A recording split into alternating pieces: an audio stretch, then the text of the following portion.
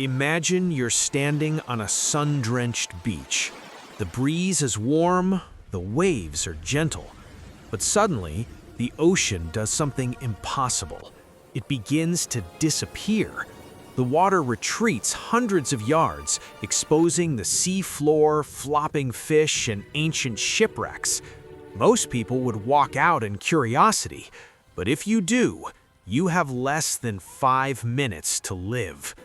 What you're witnessing isn't a low tide, it's the ocean inhaling before it strikes with the force of 1,000 freight trains. Today, we're diving into the world's most terrifying natural killer, the tsunami. Why do they happen?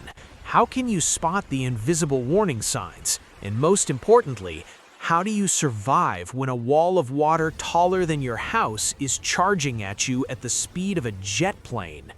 Stick around, because knowing these signs could literally save your life. First, let's clear up a myth. A tsunami is not just a big wave. In deep water, you might not even notice it. It's a massive displacement of water that moves the entire column from the surface to the sea floor. The most common cause?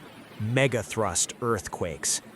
Imagine two tectonic plates grinding against each other. One gets stuck, tension builds for centuries, and then snap.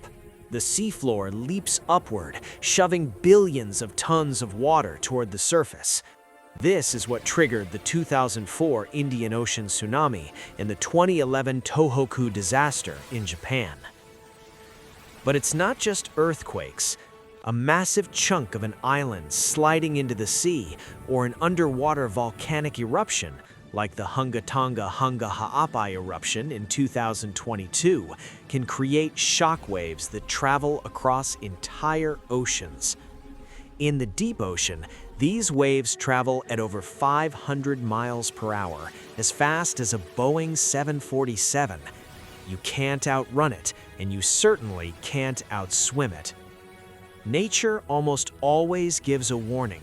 You just have to know how to read the ocean. If you're near a coast, look for these 3 life-saving clues. The ground shakes. If you feel an earthquake that lasts more than 20 seconds and it's hard to stand up, don't wait for a siren. The natural warning is your cue to move. In the US, the National Tsunami Warning Center will issue alerts, but sometimes nature is faster than technology. The drawback, the vacuum effect. This is the most famous sign. The water recedes dramatically, exposing the seabed. This happens because the trough of the wave reaches the shore first.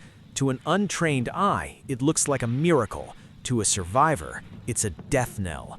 If the water goes out, you head for high ground immediately. The roar.